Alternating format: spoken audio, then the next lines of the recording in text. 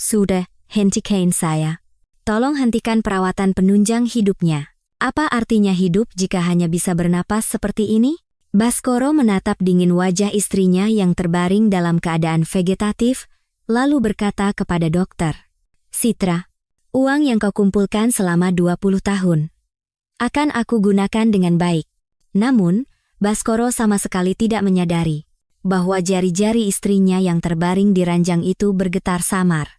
Kisah hari ini dimulai di sebuah showroom apartemen di kawasan elit Jakarta Selatan. Cahaya matahari sore yang menyilaukan masuk melalui jendela besar. Citra Sari, 55 tahun, mengeluarkan pulpen dengan tangan yang gemetar. Satu persatu, saat membubuhkan tanda tangannya di atas surat perjanjian, air mata hangat menggenang di pelupuk matanya. "Ibu, selamat ya, akhirnya kita benar-benar punya rumah sendiri." Putrinya, Maya, memeluk ibunya erat-erat, tak bisa menyembunyikan kebahagiaannya. Citra dengan lembut menepuk punggung Maya dan berkata dengan suara yang tercekat karena haru, "Nanti, saat rumah kita selesai dibangun, putri ibu juga sudah jadi dokter, ya? Meskipun sudah jadi dokter, aku akan tetap tinggal di samping ibu." Astaga, benarkah? Rasanya semua kerja kerasku selama 20 tahun ini terbayar lunas. Di samping mereka, suaminya, Baskoro Wijoyo, memasang senyum yang terasa sangat canggung. "Selamat ya, sayang. Kamu sudah bekerja sangat keras selama ini." Citra tersenyum lebar dan menggenggam erat tangan Baskoro. "Aku juga berterima kasih padamu. Aku sibuk kerja lembur dan dinas luar kota siang malam, sampai tidak sempat mengurus rumah." "Ayah kapan pernah mengurus rumah? Semuanya kan disuruhkan padaku," sahut Maya dengan nada bercanda. Seketika, wajah Baskoro menegang dingin, namun segera ia paksakan seulas senyum. "Aku ke toilet sebentar, ya." Baskoro keluar dari showroom dan menuju toilet sepi di ujung koridor. Ia mengeluarkan ponsel dari sakunya dan menekan nomor yang sudah ia hafal. "Halo, Riana?" "Iya, baru saja tanda tangan kontrak." Dia menghabiskan semua tabungannya selama 20 tahun untuk apartemen ini. Setelah berhemat mati-matian, ternyata dia membeli apartemen seharga 10 miliar. Dari seberang telepon, terdengar suara Riana yang manja. "Wah, hebat sekali istrimu. Tapi, bagaimana caranya kamu akan mengambil alih semua itu?" "Aku punya cara. Kamu percaya saja padaku dan tunggu sebentar lagi, ya." Setelah menutup telepon, Baskoro menatap wajahnya di cermin. Di dalam cermin, seorang pria dengan mata berkilat karena keserakahan tersenyum mengerikan. Keesokan harinya, pukul 6 pagi.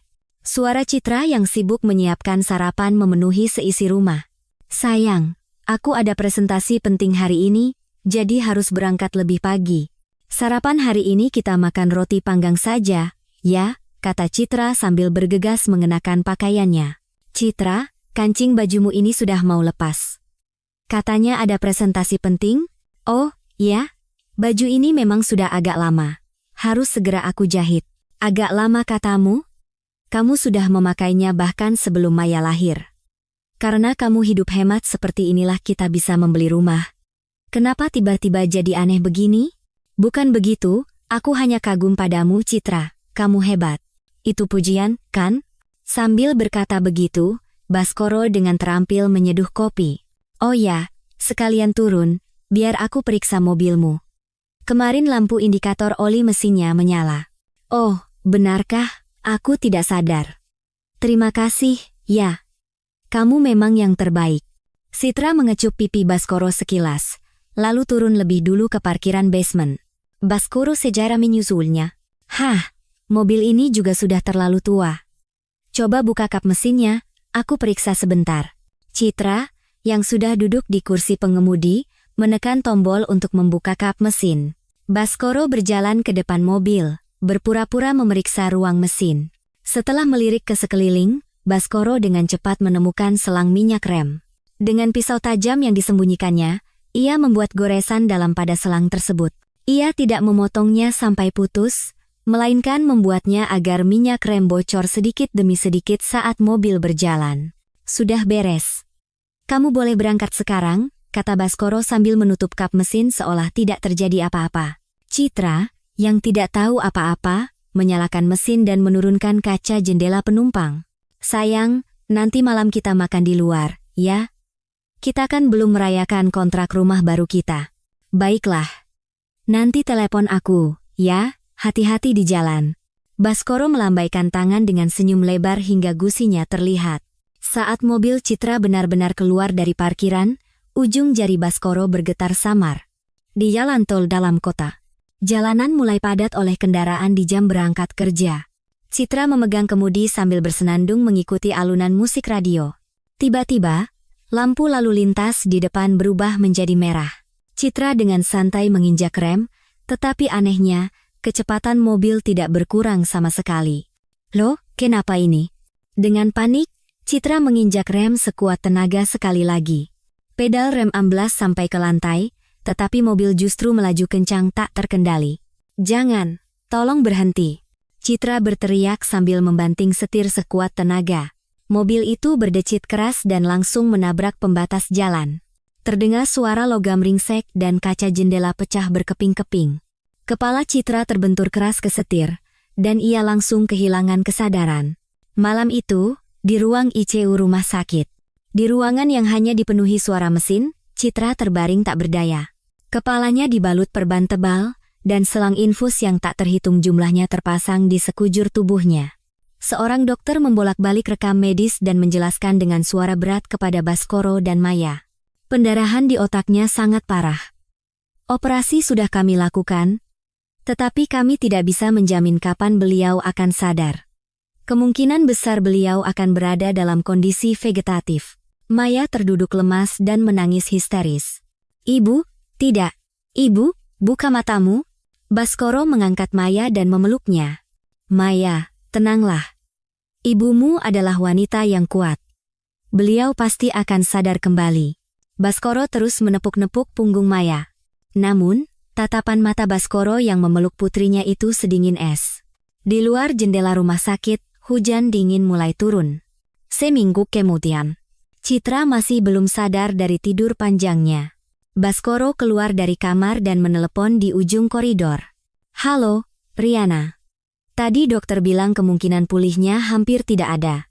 Katanya, dia akan terbaring seperti ini setidaknya selama beberapa tahun. Sayang, kalau begitu, rumah itu bisa kamu jual, kan? Belum bisa sekarang.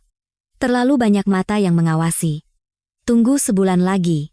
Baskoro menutup telepon dan kembali ke kamar. Maya sedang menggenggam tangan ibunya dengan mata berkaca-kaca. Baskoro meletakkan tangannya di bahu Maya. Sebulan kemudian, Baskoro mendatang biru arsiteki miliki Citra. Tanpa ragu, ia menggeledah laci meja Citra, mengambil dokumen-dokumen penting dan surat-surat berharga. Saat seorang karyawan masuk, Baskoro berkata dengan santai. Istri saya tidak bisa bekerja untuk sementara waktu. Saya hanya ingin membereskan beberapa dokumen penting. Ya, Pak. Semoga Bu Citra lekas sembuh, Bapak pasti sangat khawatir. Karyawan itu menunduk prihatin lalu keluar. Baskoro menggenggam erat dokumen-dokumen itu, dan tersenyum mengerikan. Citra, maafkan aku. Uang yang kau kumpulkan seumur hidupmu itu, mulai sekarang akan kugunakan dengan sangat baik. 1 tahun berlalu begitu saja. Citra masih terbaring tak bergerak di ranjang rumah sakit yang putih. Maya memijat tangan ibunya sambil menceritakan kegiatannya sehari-hari. Bu, hari ini hari pertama aku magang. Aku ditempatkan di bagian rehabilitasi, dan dokter pembimbingku ternyata dokter yang merawat ibu. Maya mengelus lembut wajah ibunya yang pucat dan kering. Namanya Dr. Fajar. Usianya 4 tahun lebih tua dariku. Katanya, beliau sudah sering merawat pasien seperti ibu. Ibu pasti bisa segera sadar. Iya kan, Bu? Tiba-tiba, pintu kamar terbuka dan Baskoro masuk. Ia mengenakan setelan jas mahal dari ujung kepala hingga ujung kaki, sama sekali tidak cocok dengan suasana suram di kamar itu. Ayah? Maya, ayah butuh bantuanmu. Baskoro meletakkan setumpuk dokumen di hadapan Maya. Apa ini, Ayah? Ini soal apartemen yang dibeli ibumu.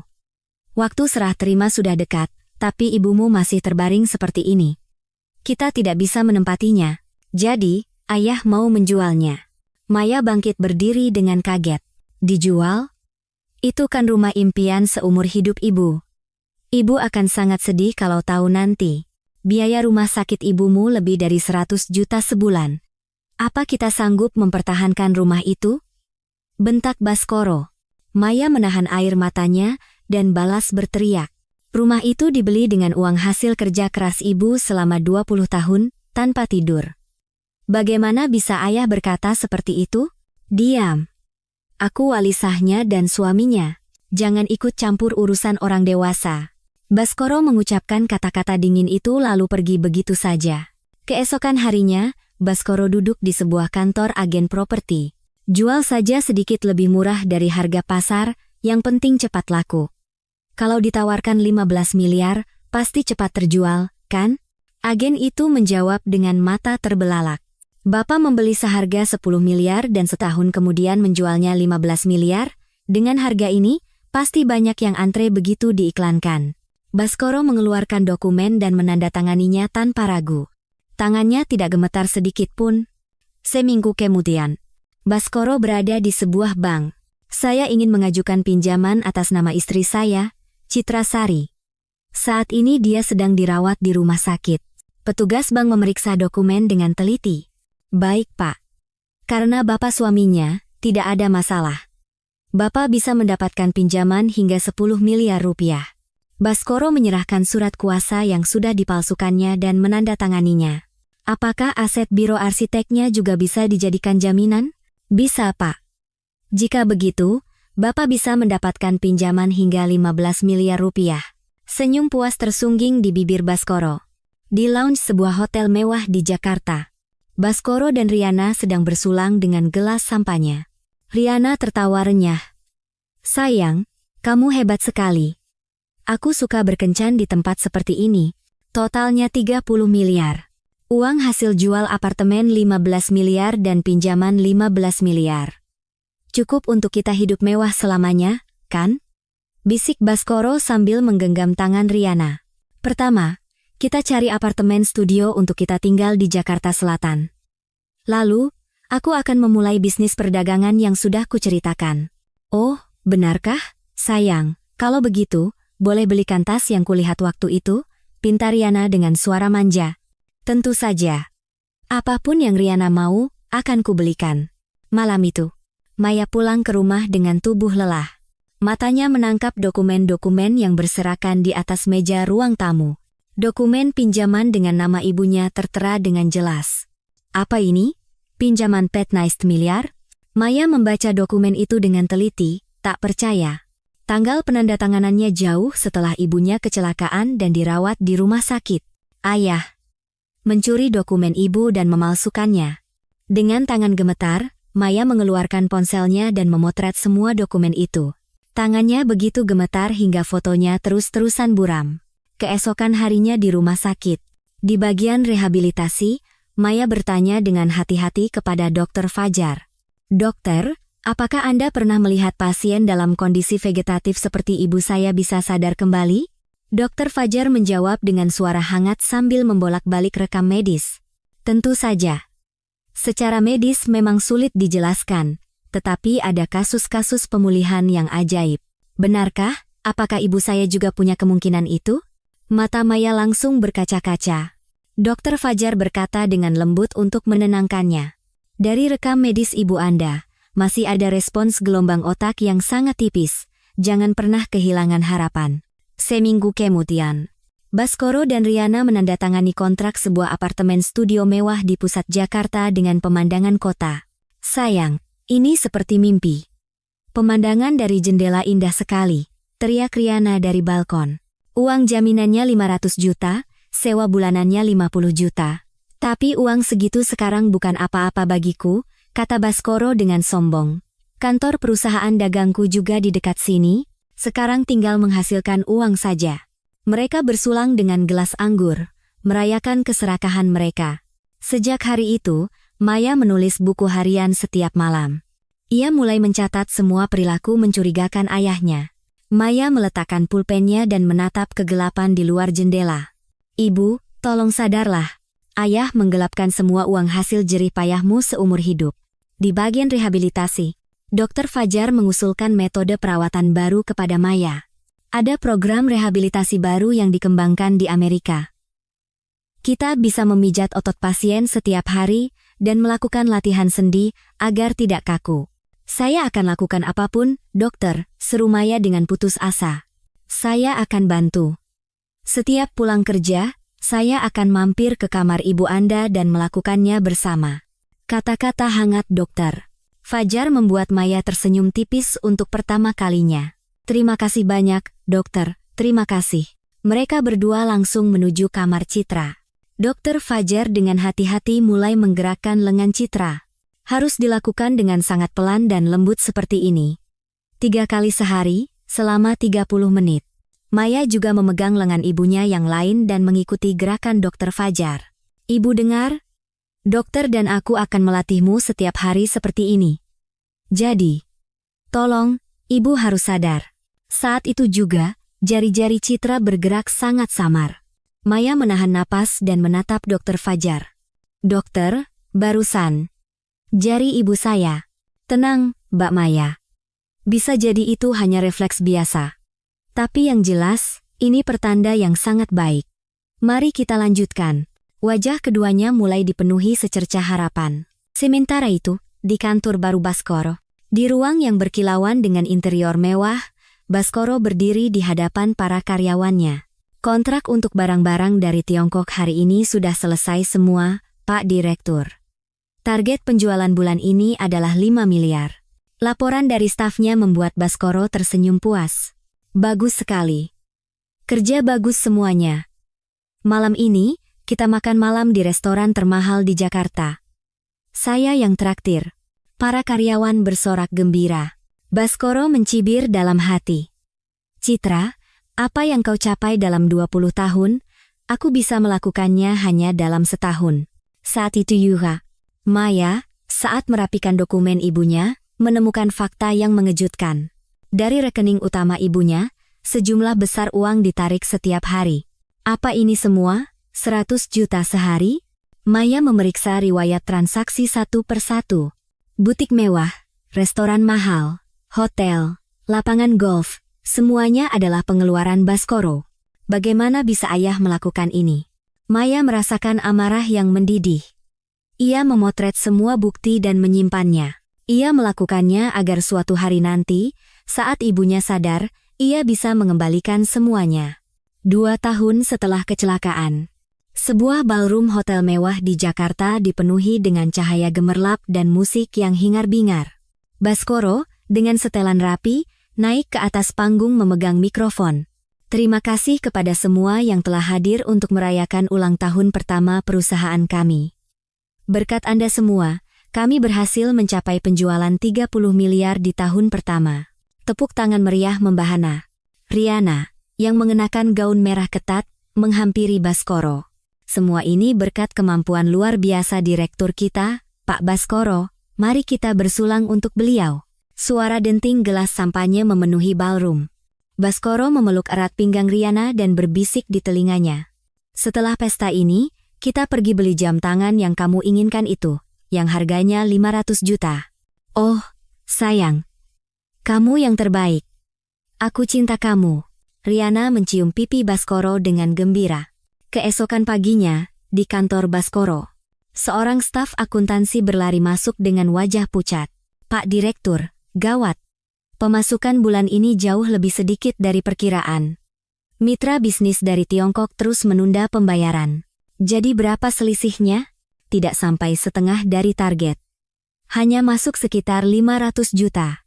Baskoro dengan marah membanting dokumen ke lantai. Kalau begitu kurangi karyawan yang tidak perlu untuk menekan biaya. Pak Direktur, sepertinya mengurangi pengeluaran Bapak lebih penting. Biaya representasi Bapak bulan ini saja sudah lebih dari 3 miliar. Staf itu berkata dengan suara lirih. Baskoro membentak, apa yang kau tahu? Aku akan urus semuanya. Keluar sekarang. Malam itu, Baskoro tidak bisa tidur nyenyak. Dalam mimpinya, Citra tiba-tiba muncul dan menatapnya dengan dingin. Baskoro Wijoyo, kau habiskan di mana semua uang hasil jerih payahku? Kenapa kau melakukan hal sekeji ini? Wajah Citra yang pucat pasi mendekat dengan mengerikan. Baskoro terbangun sambil berteriak. Seluruh tubuhnya basah oleh keringat dingin. Sayang, kenapa lagi? Mimpi buruk lagi? Tanya Riana yang terbangun di sebelahnya dengan kesal. Tidak, bukan apa-apa. Baskoro pergi ke dapur untuk minum air. Tangannya yang memegang gelas gemetar tak terkendali. Kenapa aku jadi cemas begini belakangan ini? Sialan. Keesokan harinya, di sebuah butik mewah, Riana sedang memilih tas yang disukainya. Yang ini, dan yang dipajang di sana itu juga tolong dibungkus. Baik, Bu. Totalnya 500 juta rupiah. Pramuniaga menyerahkan tagihan dengan sopan. Baskoro mengeluarkan kartu dari dompetnya, tetapi wajahnya tampak cemas.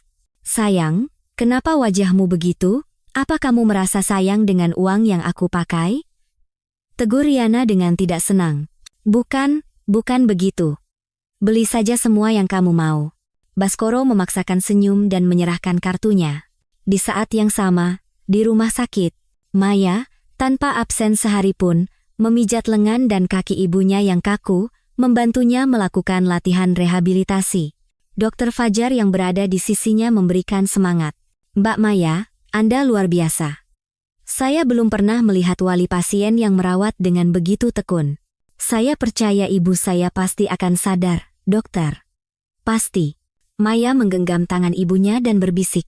Ibu, hari ini ayah bertemu lagi dengan orang-orang aneh di kantornya. Dokter Fajar bertanya dengan cemas, apakah ada masalah dengan ayah Anda? Sepertinya perusahaan ayah tidak berjalan sebaik kelihatannya. Tapi anehnya, dia menghabiskan uang seperti air. Maya menghela napas dalam-dalam. Malam itu, di sebuah tempat judi ilegal di Jakarta. Baskoro duduk di meja poker dengan mata cekung. Olin. Baskoro mendorong semua chip yang tersisa ke tengah meja. Wah, maaf sekali, Pak Baskoro, kartu saya full house. Lawan mainnya dengan santai membuka kartunya. Wajah Baskoro memucat. Sialan. Sehari ini saja aku kalah 1 miliar. Baskoro bangkit dengan terhuyung-huyung. Begitu masuk ke mobil, ponselnya berdering. Itu Riana. Sayang, kamu di mana? Hari ini kan kita janji mau naik yacht. Iya. Maaf, aku segera ke sana. Baskoro menjawab dengan suara lelah. Oh ya, sayang, villa di puncak yang aku ceritakan waktu itu, kita beli saja, ya. Katanya cukup 10 miliar. Dia 10 miliar? Lagi-lagi soal uang? Apa maksudmu dengan reaksi itu? Sayang uangnya? Kamu bilang bisnismu lancar dan punya banyak uang, teriak Riana dengan kesal. Baiklah, beli saja. Baskoro menutup telepon dan memukul setir dengan keras. Sudah setengah uangku habis. Apa aku akan bangkrut? Kembali ke kantor, para karyawan berbisik-bisik melihat Baskoro. Pak Direktur, mitra dari Tiongkok memberitahu akan membatalkan semua kontrak. Apa maksudmu? Kenapa? Katanya ditemukan cacat pada sampel yang kita kirim. Mereka menuntut pengembalian dana penuh. Baskoro terduduk lemas di kursinya. Berapa jumlahnya? Total 20 miliar rupiah. Wajah Baskoro pucat pasi. Malam itu, Baskoro menggeledah dokumen di ruang kerjanya seperti orang gila. Apalagi yang bisa aku ambil atas nama Citra? Aset bangunan? Sudah jadi jaminan semua. Baskoro menjambak rambutnya sendiri. Kalau begini terus, aku bisa jadi gembel. Saat itu, suara kesal Riana terdengar dari kamar tidur. Sayang, besok aku mau liburan dengan teman-temanku. Naikkan limit kartuku, ya. Baskoro menyandarkan kepalanya di dinding dengan lemas. Gila. Aku benar-benar bisa gila. Keesokan harinya, tepat 3 tahun sejak Citra pingsan. Tim medis secara rutin memeriksa gelombang otak Citra. Dokter, lihat ini. Ada perubahan pada gelombang otak pasien. Seorang perawat terkejut dan segera memanggil Dokter Fajar.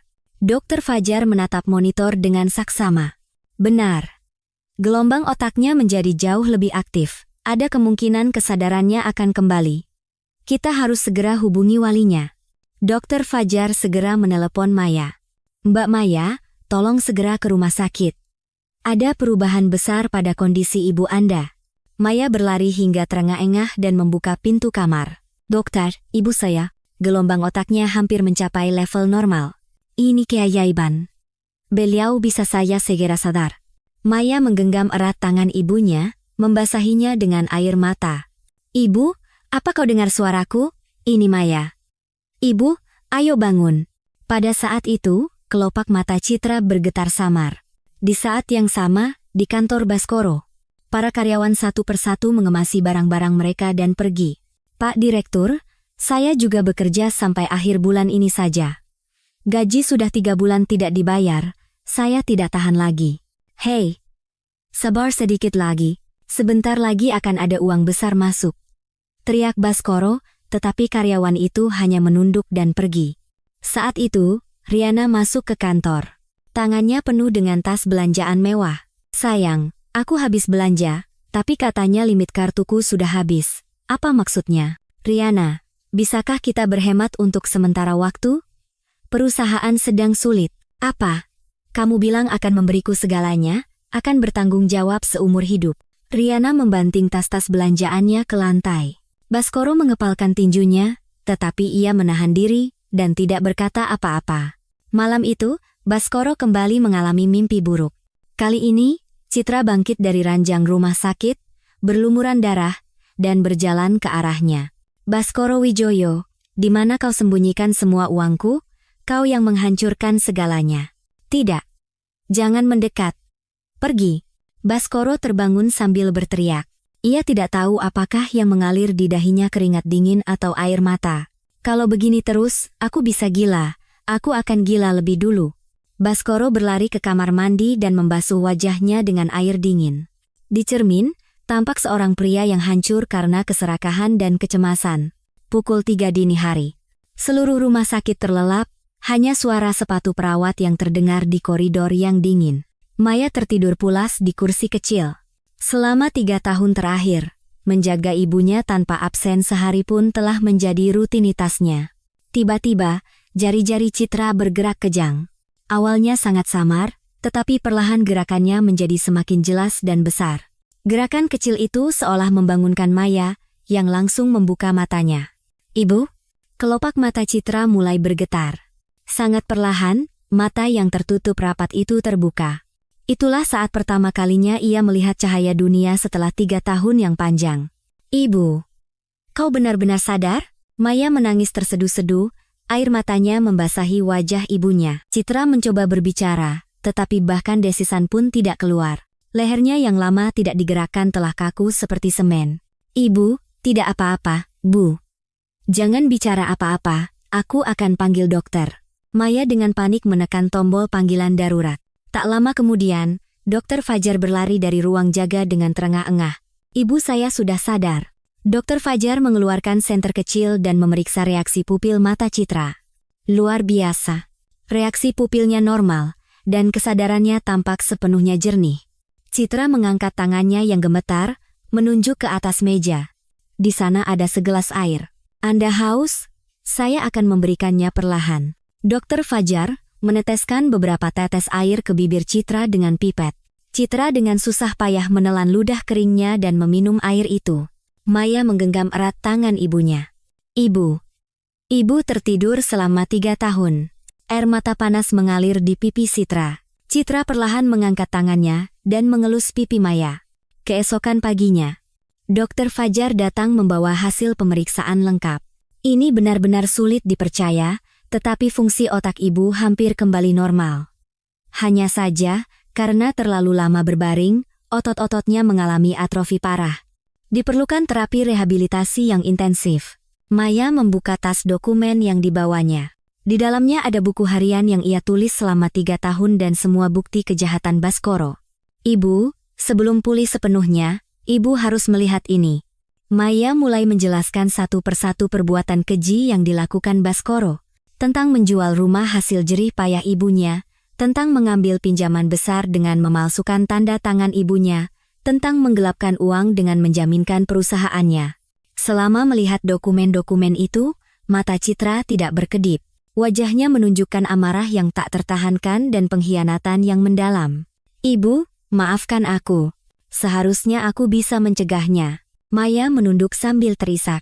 Citra menggenggam erat tangan Maya dan menggelengkan kepalanya. Dengan suara serak yang susah payah, ia membuka mulut. Bukan. Salahmu. Dokter Fajar, yang melihat adegan itu dengan prihatin, memberikan usul. Ini mungkin bukan sesuatu yang harus saya katakan sebagai dokter, tapi bagaimana jika ibu menjalani rehabilitasi secara rahasia, memulihkan diri sepenuhnya, baru kemudian membereskan semuanya? Citra mengangguk dengan tegas. Kalau begitu, saya akan membantu agar prosesnya bisa berjalan tanpa diketahui oleh suami ibu. Dr. Fajar menjelaskan rencananya. Kita bisa menggunakan ruang fisioterapi saat semua orang sudah tidur di waktu dini hari. Mata Citra berkilat karena dendam saat ia mengangguk sekali lagi. Seminggu kemudian, pukul 4 pagi di ruang fisioterapi. Citra berpegangan pada palang sejajar, berlatih berjalan. Kakinya gemetar tak terkendali, membuatnya beberapa kali jatuh ke lantai. "Ibu, tolong pelan-pelan, nanti ibu bisa celaka," pinta Maya sambil membantu ibunya berdiri. "Tidak. Aku harus bisa berjalan lebih cepat." Citra menggertakkan giginya dan bangkit kembali. Amarah yang membara terhadap Baskoro seolah membangunkan otot-ototnya yang mati. Dr. Fajar yang mendampinginya hanya bisa menggelengkan kepala. "Anda sungguh luar biasa. Proses yang biasanya butuh sebulan bagi orang biasa, Anda selesaikan hanya dalam seminggu." Sebulan kemudian, Citra akhirnya bisa berjalan sendiri tanpa alat bantu. Bicaranya pun hampir kembali normal. "Maya, manusia itu, si Baskoro, apa yang dia lakukan sekarang?" Situasinya sepertinya sangat buruk. Maya menunjukkan data-data terkait perusahaan Baskoro yang telah ia kumpulkan. Dan ayah punya wanita lain. Wajah Citra mengeras seperti batu. "Namanya Riana, Bu." Maya terkejut. "Ibu, bagaimana ibu bisa tahu namanya?" "Saat aku terbaring tak sadarkan diri di rumah sakit, kadang-kadang kesadaranku kembali, aku beberapa kali mendengar Baskoro menelepon wanita itu di kamarku." Air mata panas mengalir dari mata Citra. Dia mungkin tidak tahu aku mendengarnya. Atau mungkin dia tahu, tapi tidak peduli. "Aku sudah hidup bersamanya selama 20 tahun. 2 bulan berlalu. Rehabilitasi Citra berjalan dengan kecepatan luar biasa. Setiap dini hari, dengan bantuan Dr. Fajar dan Maya, ia membangun kembali kekuatannya. "Sekarang aku sudah bisa naik tangga sendiri," kata Citra dengan bangga. Dr. Fajar benar-benar kagum. "Karena saya punya alasan untuk harus hidup," jawab Citra dengan suara dingin dan tegas. 3 bulan rehabilitasi. Citra hampir sepenuhnya pulih seperti sebelum kecelakaan. Sudah waktunya bersiap-siap untuk keluar. Maya bertanya dengan cemas, "Ibu, apa tidak apa-apa?" Kalau ayah melihat ibu, "Tidak apa-apa. Aku sudah merencanakan semuanya." Dr. Fajar juga mendukung Citra. "Anda sudah bekerja keras. Dengan kecepatan ini, 2 atau 3 bulan lagi Anda sudah bisa pulang." "Terima kasih, Dr. Fajar. Kebaikan ini tidak akan pernah saya lupakan." Citra menunduk dalam-dalam. Beberapa hari kemudian, di suatu sore yang cerah, Citra dan Maya berjalan-jalan santai di taman rumah sakit. Citra berjalan tanpa tongkat dengan langkah yang tidak canggung sama sekali. "Bu, ibu terlihat persis seperti dulu," kata Maya sambil memeluk lengan ibunya dengan ceria. Tepat pada saat itu, ponsel Maya berdering nyaring. Dari seberang, terdengar suara panik Dr. Fajar. "Mbak Maya, gawat. Ayah Anda baru saja masuk ke lobi rumah sakit." "Apa?" "Beliau sedang naik ke atas sekarang." Wajah Maya memucat. "Ibu, bagaimana ini?" "Ayah datang ke rumah sakit. Dia sedang naik ke atas."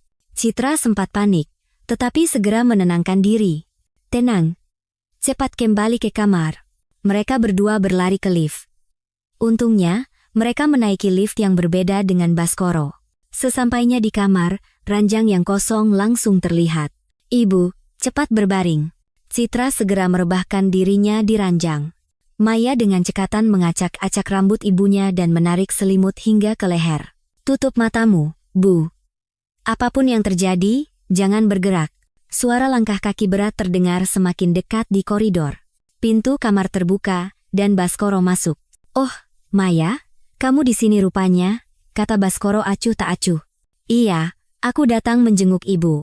Ayah tumben ke sini?" "Biasanya tidak pernah datang." Maya menjawab dengan berusaha tenang, meski jantungnya berdebar kencang. Baskoro melangkah mendekati ranjang. Tatapan matanya saat menatap Citra yang terbaring tanpa bernapas itu sedingin ular. menyebalkan sekali. Sudah 3 tahun, masih saja seperti ini. Baskoro menunduk untuk mengamati wajah Citra lebih dekat. Tapi aneh. Warna kulitnya sepertinya lebih baik. Maya menjawab dengan tegang. Mungkin karena para perawat merawatnya dengan baik. Aku juga rajin memijatnya akhir-akhir ini. Baskoro masih menatap Citra dengan curiga. Ia tiba-tiba mengulurkan tangan dan mengguncang lengan Citra dengan kasar. Citra mengerahkan seluruh sarafnya, melepaskan semua kekuatan dari tubuhnya. Ia tahu secara naluriah bahwa ia tidak boleh menunjukkan gerakan sekecil apapun saat ini. Cih, cih, cih, ototnya kaku seperti batu. Baskoro melepaskan lengan Citra begitu saja. Saat itu, Dokter Fajar masuk ke kamar. Oh, Bapak Wali sudah datang? Iya, dokter. Bagaimana keadaan istri saya? Ada perubahan? Dokter. Fajar membolak-balik rekam medis dan mengucapkan dialog yang sudah disiapkan. Sayangnya tidak, Pak. Gelombang otaknya memang masih ada, tetapi untuk sadar kembali sepertinya sangat sulit. Jadi, dia akan terus terbaring seperti mayat hidup begini? Tanya Baskoro belak-belakan. Mengenai hal itu, sekarang Bapak sebagai wali yang harus memutuskan. Dokter Fajar menjawab dengan wajah datar tanpa emosi. Baskoro kembali menatap Citra. Biaya rumah sakit saja lebih dari 100 juta sebulan. Sudah waktunya membuat keputusan. Maya bertanya dengan suara gemetar karena firasat buruk. Keputusan apa, Ayah? Entah kita pindahkan dia ke panti jompo untuk mengurangi biaya, atau... Baskoro menggantungkan kalimatnya, menatap tajam ke arah Citra. Kita harus mempertimbangkan untuk menghentikan perawatan penunjang hidupnya. Apa artinya hidup jika hanya bisa bernapas seperti ini? Maya berteriak menahan amarah yang meledak. Ayah. Bagaimana bisa ayah mengatakan hal sekeji itu? Berpikirlah realistis. Sudah 3 tahun. Dokter juga bilang tidak ada harapan, teriak Baskoro tanpa malu. Dokter Fajar menengahi mereka. Masih terlalu dini untuk membuat keputusan seperti itu. Sebaiknya kita tunggu dan lihat sedikit lebih lama. Baskoro menunjukkan ekspresi tidak puas. Aku beri waktu 1 bulan. Jika dalam sebulan tidak ada perubahan, aku akan langsung memindahkannya ke panti jompo. Mengerti? Baskoro hendak pergi, tetapi berhenti sejenak. Ia menoleh ke arah Citra untuk terakhir kalinya. Sayang sekali. Dulu dia arsitek hebat, penghasilannya besar. Cih. Baskoro menghela napas menghekek lalu keluar. Setelah pintu tertutup dan suara langkah kakinya benar-benar hilang, Maya memeriksa koridor dan kembali. Ibu, sudah aman. Ayah sudah pergi. Mendengar itu, Citra langsung membuka matanya. Seluruh tubuhnya bergetar hebat karena amarah yang tak tertahankan. Manusia iblis itu. Citra menggertakkan giginya dan bangkit dari ranjang. Dia bilang 1 bulan, kan? Baiklah. Aku pasti akan keluar dari sini sebelum itu. Dokter Fajar berkata dengan cemas, tapi, Bu, tubuh Anda belum pulih sepenuhnya. Tidak ada waktu lagi. Baskoro benar-benar bisa melemparkanku ke panti jompo. Keesokan paginya, Citra memulai latihan rehabilitasi yang jauh lebih intens. Ibu, jangan terlalu memaksakan diri.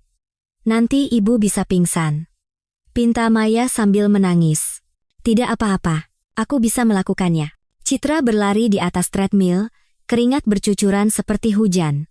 Dokter Fajar memeriksa kondisinya. Denyut jantung Anda terlalu tinggi. Tolong istirahat. Tidak. Saya masih kuat. Saya harus terus berlatih. Citra tidak mau mengalah. Pada hari ke-7, Citra akhirnya pingsan di ruang rehabilitasi. Ibu. Teriak Maya sambil memapah ibunya. Tidak apa-apa. Hanya sedikit pusing. Dokter Fajar segera mengukur tekanan darahnya. Ini karena kelelahan ekstrem. Nyawa ibu bisa dalam bahaya. Setelah mengatur napasnya yang kasar, Citra berkata, aku harus bertemu langsung dengan Baskoro. Ibu, itu terlalu berbahaya. Cegah Maya. Tidak. Sudah waktunya mengakhiri semua ini. Citra bangkit kembali dengan terhuyung-huyung. Pada hari ke-10, malam hari. Citra berdiri di depan cermin.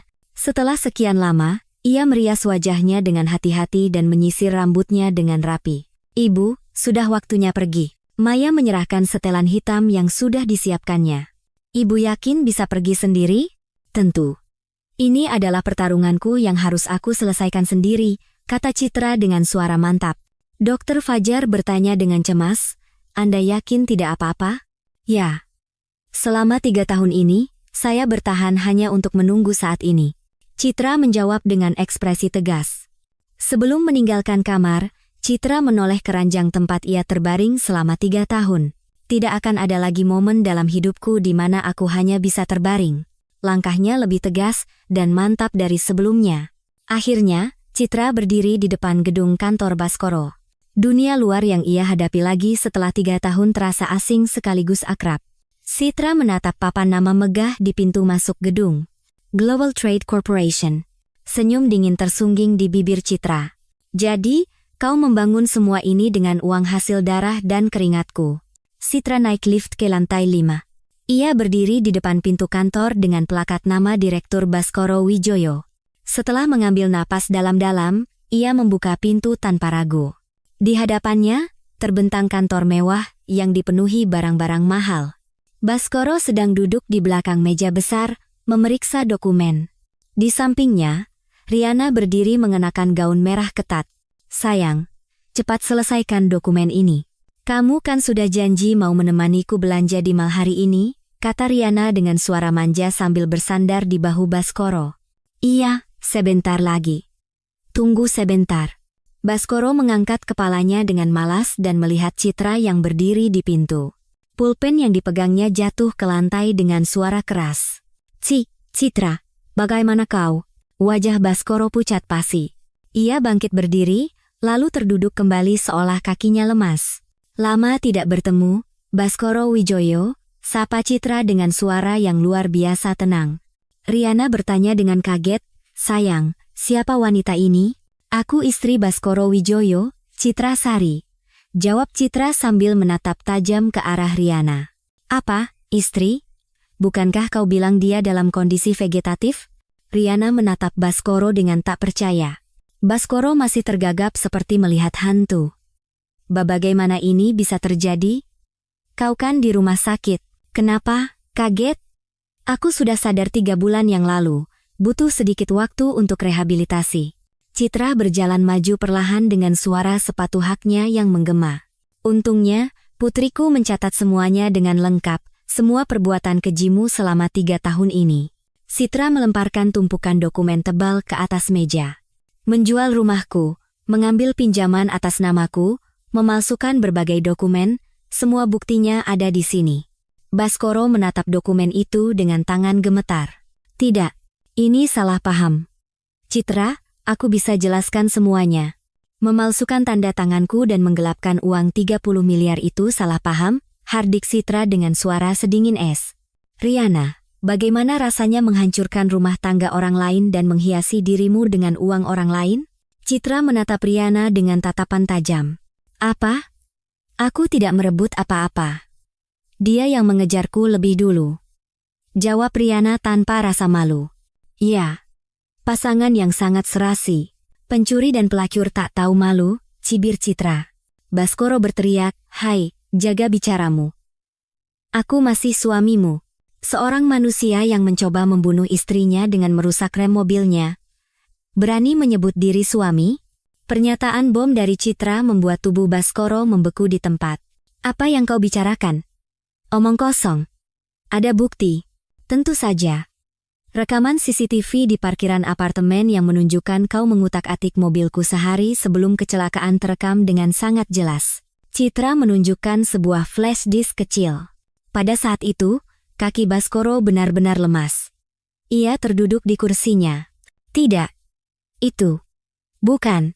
Jika aku menyerahkan ini ke polisi, kau akan didakwa dengan percobaan pembunuhan, kau akan membusuk di penjara setidaknya selama 10 tahun, kata Citra dengan dingin. Riana mengguncang-guncang Baskoro. Sayang, apa maksud semua ini? Apa yang dikatakan wanita ini benar? Tidak. Wanita ini berbohong. Percayalah padaku, Riana. Baskoro berteriak untuk terakhir kalinya. Citra mencibir dan mengeluarkan ponselnya. Haruskah aku lapor polisi sekarang? Atau kau akan mengakui semua dosamu dengan mulutmu sendiri? Tunggu, tolong jangan, tunggu. Baskoro jatuh dari kursinya dan berlutut di kaki Citra. Citra, maafkan aku. Aku benar-benar telah melakukan dosa besar. Tolong, maafkan aku sekali ini saja. Itu yang mau kau katakan padaku yang terbaring dalam kegelapan seperti neraka selama 3 tahun? Citra tersenyum sinis. Uang. Uang itu akan aku kembalikan. Beri aku sedikit waktu. Apa masih ada sisa uang? Kau pasti sudah menghabiskannya untuk judi, foya-foya, dan bisnis yang gagal. Citra melihat sekeliling kantor dengan pandangan meremehkan. Sepertinya kantor ini juga akan segera kau tinggalkan. Baskoro menundukkan kepalanya ke lantai dan memohon, 1 bulan. Tolong beri aku waktu 1 bulan. Kenapa? Ingin melarikan diri dengan sisa uang yang ada? Melihat situasi ini, Riana dengan cepat mengambil tas mewahnya. Aku tidak mau terlibat lagi dalam keluarga berantakan seperti ini. Riana, jangan pergi. Baskoro merangkak dan memegang kaki Riana. Lepaskan.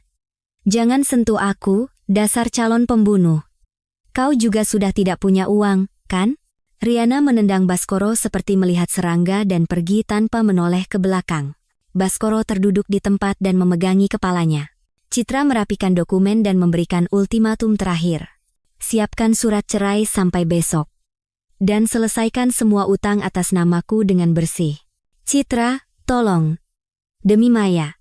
Berlutut dan minta maaflah pada Maya. Apa kau tahu betapa menderitanya anak itu selama 3 tahun ini? Citra berbalik dengan dingin. Aku tidak mengharapkan uang tunjangan. Cukup lenyaplah dari hidupku. Kita sudah hidup bersama selama 20 tahun.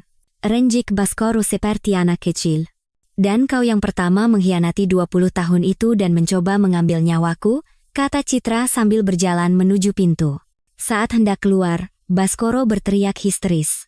Ini semua salahmu, karena kau selalu lebih hebat dariku, karena kau meremehkan dan memandang rendah aku.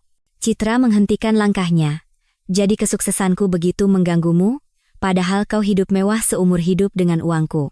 Aku hidup di bawah bayanganmu selamanya. Orang-orang tidak memanggilku Baskoro Wijoyo, mereka memanggilku suami Citrasari. Itulah namaku. Raung Baskoro. Citra perlahan menoleh padanya. Jadi, kau mencoba membunuhku? Itukah satu-satunya solusi yang kau temukan? Baskoro tidak bisa menjawab. Manusia bodoh. Sampai akhir kau menyalahkan orang lain. Citra mengucapkan kata-kata itu lalu keluar dari pintu tanpa menoleh lagi. Berjalan di koridor yang kosong, Citra menyeka air mata yang ditahannya. Amarah, kesedihan, dan kehampaan datang bersamaan. Saat keluar dari gedung, Maya yang menunggu dengan cemas berlari menghampirinya. Ibu. Tidak apa-apa? Bagaimana? Iya, tidak apa-apa. Semuanya sudah berakhir. Citra memeluk erat putri tercintanya. Di Pengadilan Negeri Jakarta Selatan. Citra, dengan setelan hitam rapi, menaiki tangga dengan ekspresi tegas. Di sampingnya ada pengacara yang handal dan putrinya, Maya. Hari ini, pertarungan yang melelahkan ini akan berakhir. Buktinya sangat jelas, jadi Anda tidak perlu khawatir, kata pengacara dengan percaya diri.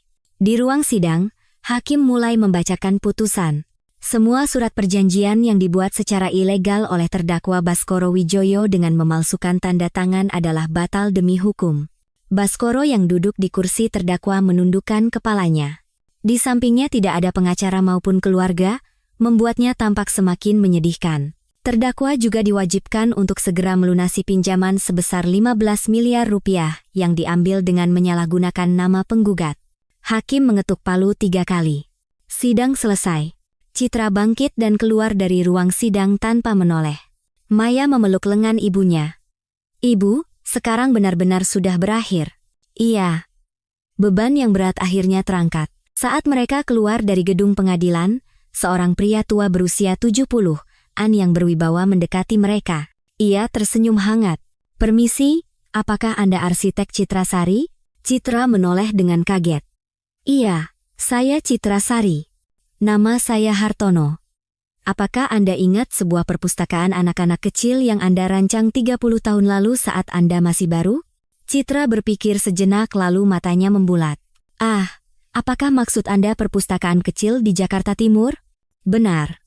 Cucu satu-satunya saya mulai membaca buku untuk pertama kalinya di sana. Pak Hartono mengeluarkan sebuah foto usang dari dompetnya. Foto seorang pemuda. Cucu saya menderita autisme yang cukup parah. Tetapi di perpustakaan yang Anda rancang, untuk pertama kalinya ia mengambil buku sendiri. Citra tersenyum tipis melihat foto itu. Dan anak itu sekarang kuliah jurusan sastra. Keajaiban yang tidak mungkin terjadi jika tidak ada perpustakaan itu. Pak Hartono menggenggam erat tangan Citra. Saya sudah lama ingin mencari Anda untuk berterima kasih, tetapi tidak tahu harus menghubungi kemana. Bertemu secara kebetulan seperti ini, rasanya seperti mimpi. Tidak, Pak. Apa yang saya lakukan sungguh bukan apa-apa, kata Citra dengan rendah hati. Bagaimana kabar Anda sekarang? Saya sempat mendengar kabar yang tidak baik. Saya baru saja membereskan semuanya, dan bersiap untuk memulai kembali, jawab Citra dengan senyum getir. Kalau begitu, jika Anda tidak keberatan, bolehkah saya membantu? Saya sedang berencana merenovasi gedung rumah sakit tua milik saya.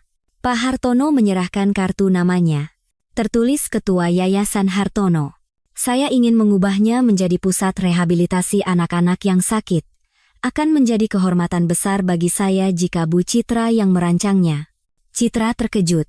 Tapi saya tidak punya kantor dan tidak punya staf satupun. Kalau begitu, saya akan sediakan satu ruangan kecil di gedung saya. Kebetulan satu lantai di gedung yayasan kami kosong, kata Pak Hartono dengan ramah, tidak perlu bayar sewa. Anggap saja ini sebagai balasan kecil dari saya. Maya menatap ibunya dengan ekspresi haru. Mata Citra berkaca-kaca. Terima kasih banyak, Pak Ketua. Besok, jika ada waktu, silakan datang. Saya akan tunjukkan gedungnya langsung, kata Pak Hartono sebelum naik ke mobilnya. Oh ya, Bu Citra, jangan lupa, orang yang bangkit kembali di tempat ia jatuh adalah orang yang benar-benar kuat. Mobil itu pergi, menyisakan Citra dan Maya. Ibu, ini seperti takdir. Pena, tidak kusangka perbuatan kecilku 30 tahun lalu akan kembali kepadaku seperti ini. Keesokan harinya, Citra mengunjungi gedung Pak Hartono. Sebuah gedung modern 15 lantai di pusat Jakarta. Lantai 5 ini seluruhnya kosong. Silakan gunakan sesuka Anda, kata Pak Hartono sambil membuka pintu. Terlihat ruangan luas dan nyaman seluas lebih dari 600 meter persegi. Tempat sebagus ini untuk saya, dan di sebelah sini adalah bangunan tua yayasan kami yang ingin saya renovasi. Di sebelahnya, tampak sebuah gedung tua 5 lantai. Saya ingin Anda menjadikannya tempat yang hangat di mana anak-anak kami yang sakit fisik dan mental bisa dirawat dengan nyaman. Saat melihat gedung itu, Citra sudah mulai merancang dalam benaknya. Lantai 1 akan menjadi lobi dan area bermain yang luas, lantai 2 untuk ruang fisioterapi profesional. Wah, Anda sudah bisa menggambarkannya dalam kepala Anda, ya? Kata Pak Hartono dengan kagum. Seminggu kemudian, Citra memasang papan nama Biro Arsitek Kehidupan kedua di kantor barunya. Maya dan Dr. Fajar datang membawa kue untuk merayakannya. Ibu, keren sekali. Iya. Awal baru yang kecil tapi berharga bagiku, kata Citra dengan hati yang meluap-luap. Saat itu, telepon kantor berdering. Citra yang menjawab. Selamat siang, Biro Arsitek Kehidupan kedua. Bu Direktur?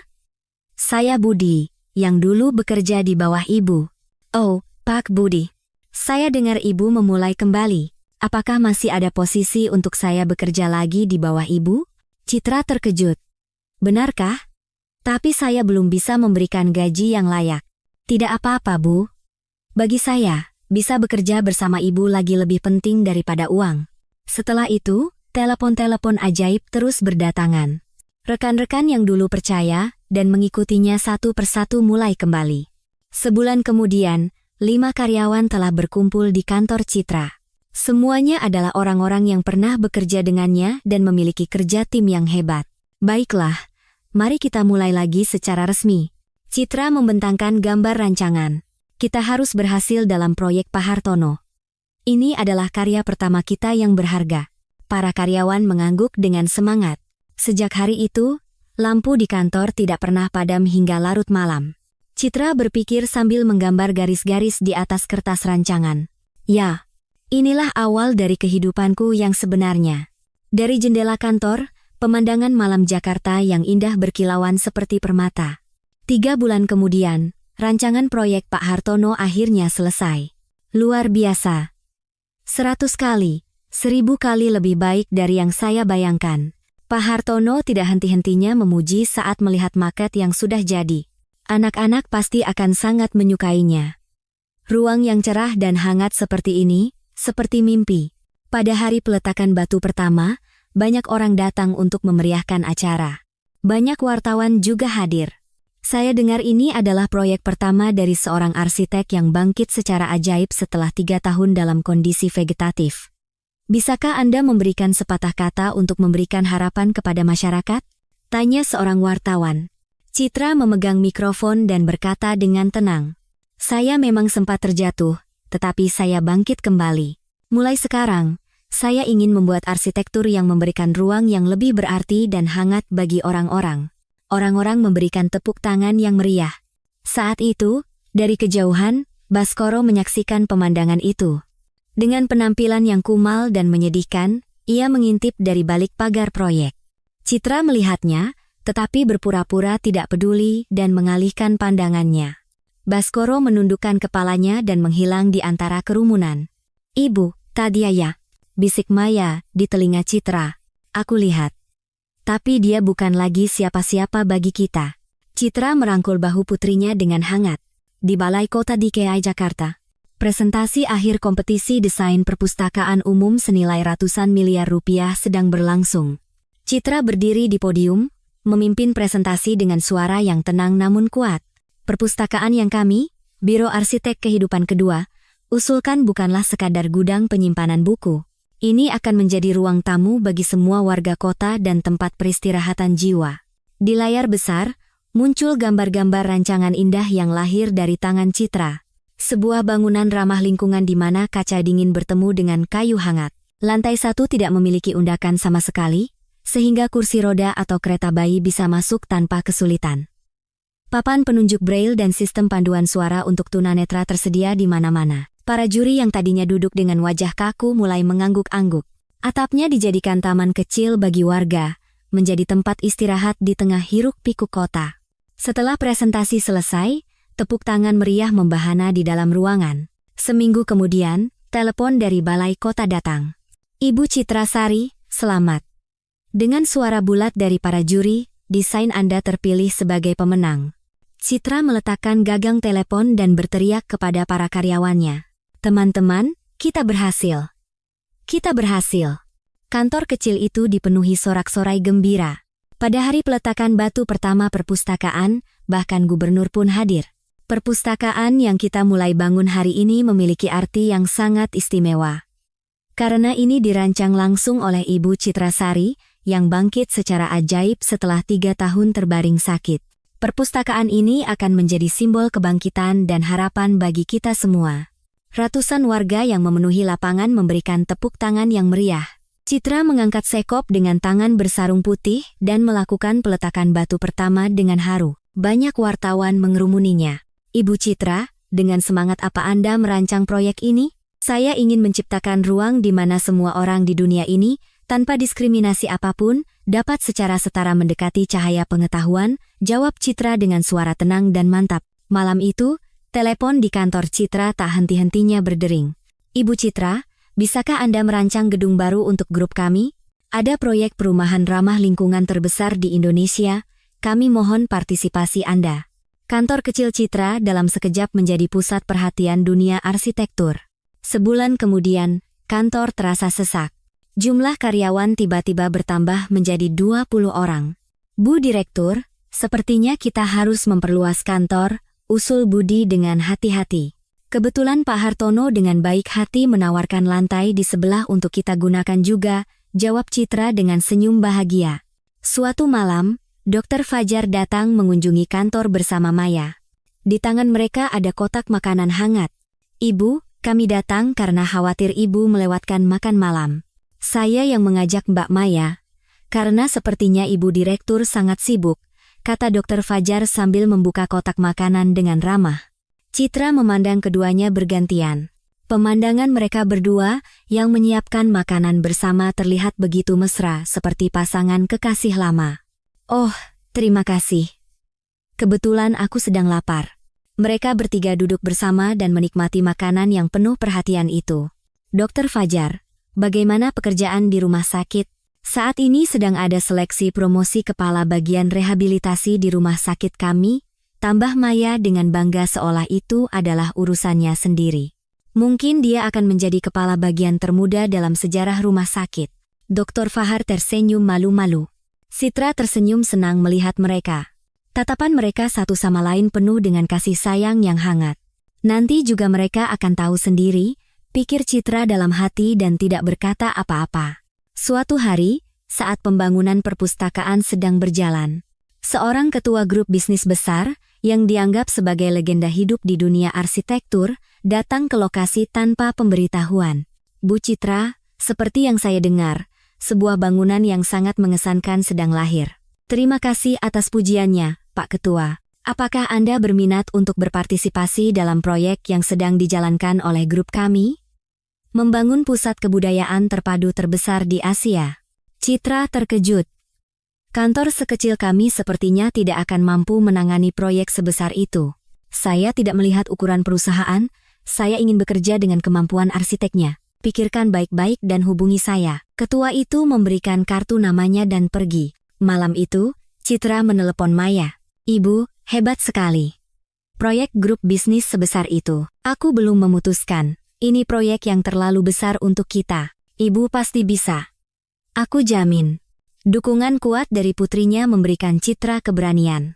Keesokan harinya, Citra menelepon sang ketua. Pak Ketua, saya akan berpartisipasi dalam proyek yang Bapak tawarkan. Hahaha, keputusan yang sangat baik. Mari kita tanda tangan kontrak minggu depan.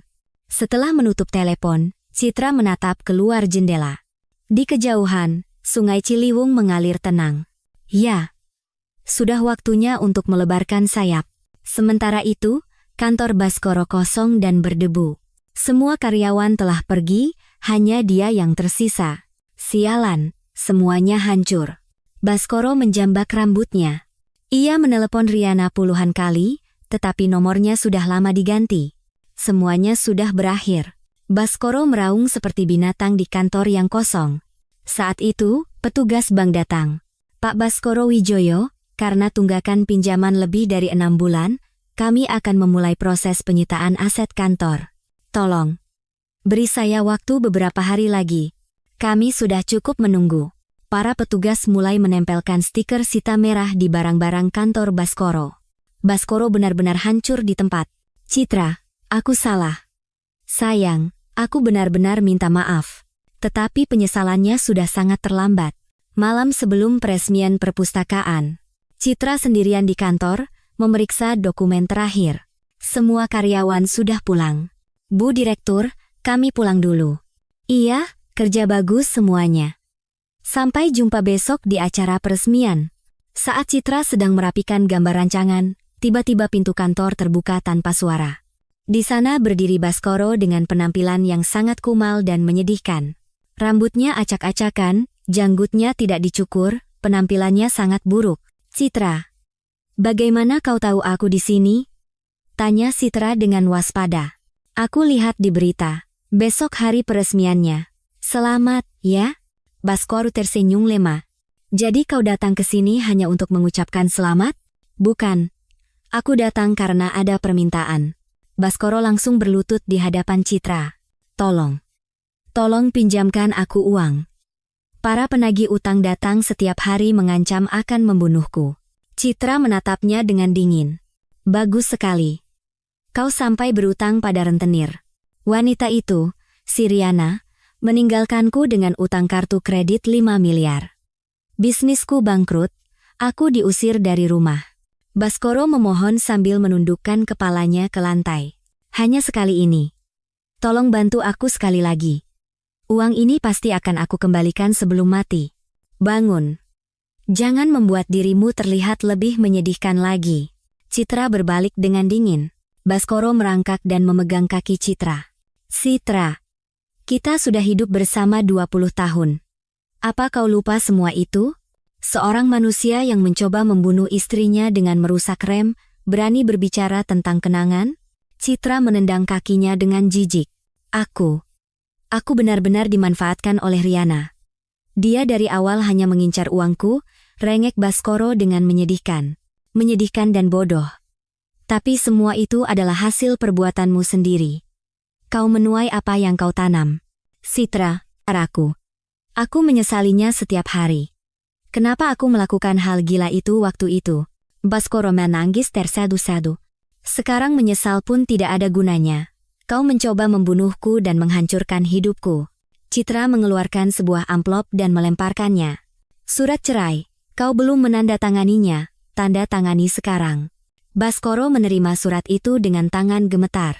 Kalau ini juga selesai, aku benar-benar bukan siapa-siapa lagi di dunia ini. Kau memang dari awal bukan siapa-siapa. Kau hanya terlihat hebat karena berada di sampingku. Kata-kata sedingin es dari Citra meruntuhkan harga diri terakhir Baskoro. Ya, kau benar. Aku dari awal memang bukan siapa-siapa. Baskoro menandatangani surat itu dengan lemas. Saat itu, Maya masuk ke kantor. Ibu, belum pulang, ayah. Maya terkejut melihat Baskoro. Maya. Baskoro bangkit dengan terhuyung-huyung melihat putrinya. Keluar dari sini, orang sepertimu bukan ayahku. Maya bersembunyi di belakang ibunya dengan ketakutan. Maafkan ayah, nak. Ayah benar-benar minta maaf. Baskoro berjalan terseok-seok menuju pintu. Tunggu. Citra memanggilnya. Ia mengeluarkan uang tunai 3 juta rupiah dari dompetnya. Ambil ini. Dengan ini, hubungan kita benar-benar berakhir. Jangan pernah muncul di hadapanku lagi. Baskoro menerima uang itu dengan tangan gemetar. Bersyukurlah seumur hidupmu karena aku tidak melaporkanmu ke polisi. Citra benar-benar memunggunginya. Saat hendak keluar, Baskoro menoleh untuk terakhir kalinya. Citra, aku adalah manusia yang sangat kecil dan tidak berharga, sehingga aku tidak tahan berada di sampingmu. Jangan beralasan seperti itu sekarang. Itu sangat memalukan. Potong Maya dengan tajam. Baskoro menunduk dan keluar. Punggungnya yang berjalan di koridor kosong tampak lebih menyedihkan dari siapapun di dunia. Sambil menunggu lift, Baskoro bersandar di dinding dan bergumam. Ya, semua salahku. Semua ini adalah hasil perbuatanku sendiri. Di dalam kantor, Maya memeluk ibunya erat. Ibu, tidak apa-apa? Iya, tidak apa-apa. Justru aku merasa lega. Citra berkata sambil menatap keluar jendela. Balas dendam yang sesungguhnya adalah aku menjadi bahagia. Aku akan menunjukkan padanya betapa baiknya hidupku tanpanya. Keesokan harinya, di acara peresmian perpustakaan, banyak warga berkumpul untuk merayakan pembukaan. Gubernur memotong pita secara langsung. Perpustakaan yang kita buka hari ini adalah kebanggaan dan simbol harapan kota kita. Setelah pidato gubernur, Citra naik ke atas panggung. Saya ingin mengatakan kepada semua orang yang sedang mengalami kesulitan saat ini, tidak apa-apa jika terjatuh. Kita selalu bisa bangkit kembali. Tepuk tangan meriah membahana dari para hadirin. Di sebuah panti jompo di desa terpencil, Baskoro sedang menjalani wawancara kerja. Anda tidak punya pengalaman kerja sukarela sama sekali, ya? Tidak, Pak. Tapi apapun pekerjaannya, saya akan melakukannya dengan rajin. Asal disediakan tempat tinggal dan makan saja sudah cukup. Kepala panti menatap Baskoro cukup lama. Baiklah. Kalau begitu, coba bekerja sebagai masa percobaan selama 3 bulan. Terima kasih. Terima kasih banyak. Baskoro terus menundukkan kepalanya. Sambil berjalan di koridor panjang panti jompo, Baskoro berpikir. Ya, mulai sekarang, hiduplah dengan benar. Hiduplah dengan menebus dosa seumur hidup. Sementara itu, kantor Citra semakin berkembang pesat. Proyek dari ketua grup besar itu juga berjalan dengan sukses. Bu Direktur, Anda masuk nominasi akhir penghargaan arsitektur lingkungan PBB. Seorang karyawan membawa kabar gembira. Benarkah? Ya, Bu. Filosofi arsitektur ramah lingkungan Anda diakui secara internasional. Citra berpelukan dengan para karyawannya dengan gembira. Malam itu, Citra makan malam berdua dengan Maya di rumah. Bu, akhir-akhir ini wajah ibu terlihat sangat bahagia. Iya, Ibu sekarang benar-benar bahagia, karena ibu bisa bangkit kembali dengan kekuatan sendiri. Citra menggenggam hangat tangan putrinya. Putriku juga sudah bekerja sangat keras. Terima kasih sudah menjaga ibu selama 3 tahun yang seperti neraka itu. Ibu adalah orang yang paling aku banggakan di dunia ini. Mata Maya berkaca-kaca. Oh ya, putriku. Bagaimana hubunganmu dengan Dr. Fajar? Tanya Citra. Ibu. Kenapa tiba-tiba bertanya begitu? Wajah Maya memerah seperti apel. Hanya ingin tahu. Menurutku, dia orang yang sangat baik. Aku juga tahu. Tapi, belum. Maya menggantungkan kalimatnya dengan malu-malu. Citra tersenyum bahagia, melihat putrinya. Sebulan setelah peresmian perpustakaan, Citra sangat sibuk. Di tengah kesibukannya, ia pergi ke rumah sakit untuk pemeriksaan kesehatan rutin. Beberapa hari kemudian, ia kembali untuk mendengar hasilnya. Di ruang praktek, ekspresi dokter tampak berat. Ibu Citra, dari hasil pemeriksaan, ditemukan masalah yang sangat serius pada jantung Anda. Jantung? Kondisi koma selama 3 tahun dan kelelahan ekstrem belakangan ini sepertinya menyebabkan kerusakan besar pada otot jantung Anda. Anda memerlukan operasi segera. Citra merasa dunianya berputar. Jika saya tidak dioperasi, sayangnya, sulit untuk bertahan lebih dari 6 bulan. Tetapi operasinya juga sangat berisiko. Dengan kondisi Anda saat ini, tingkat keberhasilannya sekitar 60%. Citra menghela napas panjang. Rupanya ada gunung lain yang harus kudaki. Citra berkata dengan tenang, baiklah, saya akan memberitahu putri saya sendiri. Pulang ke rumah, Citra langsung menelepon Maya. Maya, ibu mau bicara. Bisa pulang sekarang? 1 jam kemudian, Maya berlari pulang dengan terengah-engah. Ibu, ada apa? Kenapa suaramu begitu? Citra mendudukkan putrinya di sofa dan menyerahkan hasil pemeriksaannya. Saat membaca dokumen itu, wajah Maya memucat. Operasi jantung? Apa maksudnya ini, Bu? Tidak apa-apa, Nak. Ibu pasti akan melewati ini juga. Air mata besar menetes dari mata Maya. Aku akan langsung cuti kuliah dan merawat ibu. Tidak, jangan. Kau harus fokus pada studimu. Apa yang lebih penting dari ibu di dunia ini? Untuk pertama kalinya, Maya bersikeras pada ibunya. Kabar ini sampai ke telinga Dr. Fajar, yang langsung menjadi dokter utama Citra. Ia membentuk tim ahli bedah jantung terbaik di Indonesia. Ibu, saya akan bertanggung jawab penuh dan melakukan yang terbaik. Saya sudah mengumpulkan tim medis terbaik di negeri ini, jadi jangan khawatir. Terima kasih, Dr. Fajar. Terima kasih banyak. Tanggal operasi ditetapkan 2 minggu lagi. Maya setiap hari bolak-balik antara rumah sakit dan kampus, merawat ibunya dengan sepenuh hati. Malam sebelum operasi, Citra dan Maya berdua di kamar, saling menggenggam tangan. Maya, seharusnya ibu lebih kuat. Ibu malah memberimu beban berat lagi. Maafkan ibu, Nak, kata Citra sambil menggenggam tangan putrinya. Ibu sudah menjadi orang terkuat di dunia ini. Setelah 3 tahun terbaring, ibu bisa bangkit sendiri sampai sejauh ini. Maya membalas genggaman tangan ibunya untuk menghibur. Jadi, operasi besok pasti akan berjalan lancar, pasti. Iya. Ibu percaya pada putri ibu, Citra tersenyum tipis. Bu, istirahatlah sebentar, aku mau ke atap untuk mencari angin. Setelah memastikan ibunya tertidur, Maya diam-diam naik ke atap rumah sakit. Angin malam yang dingin menerpa pipinya. Ibu, tolong, kau harus selamat. Maya menelan air matanya sendirian. Saat itu, terdengar langkah kaki di belakangnya, dan Dr. Fajar mendekat. Saya sudah duga Anda ada di sini. Dr. Fajar, semuanya akan baik-baik saja. Ibu Anda adalah orang yang sangat kuat. Dr. Fajar dengan hati-hati meletakkan tangannya di bahu Maya. Mbak Maya, ada yang ingin saya katakan. Dr. Fajar menatap Maya dengan serius. Awalnya, saya ingin membantu ibu Anda sebagai seorang dokter, tapi sekarang, saya tulus mencintai Anda. Maya menatap Dr. Fajar dengan kaget. Saya minta maaf mengatakan ini di saat seperti ini. Tapi kita tidak tahu apakah kita masih punya hari esok atau tidak. Dr. Fajar, setelah operasi selesai dengan lancar dan ibu Anda pulih, saya akan melamar Anda dengan benar. Dr. Fajar menggenggam tangan dingin Maya dengan hangat. Saya pasti akan menyelamatkan ibu Anda. Saya berjanji dengan seluruh hidup saya. Maya mengangguk tanpa kata. Pagi hari operasi. Citra terbaring di ranjang dorong menuju ruang operasi. Maya dan Dr. Fajar berdiri berdampingan di sisinya. Citra melihat tangan mereka yang saling bertautan dan tersenyum tipis. Kalian berpegangan tangan, ya, Ibu. Wajah Maya memerah. Citra berkata dengan suara lemah namun hangat. Terlihat serasi. Ibu akan melewati operasi ini dengan baik dan memberikan restu.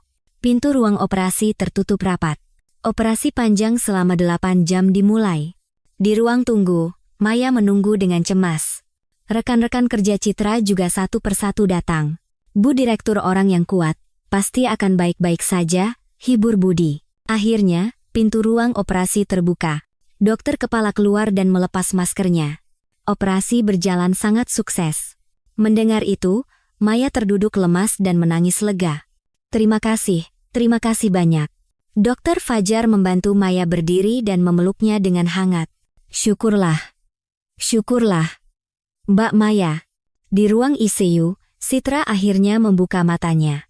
Maya dan Dokter Fajar ada di sisinya. Ibu, aku, selamat, ya. Citra tersenyum tipis. Kalian berdua sudah resmi berpacaran?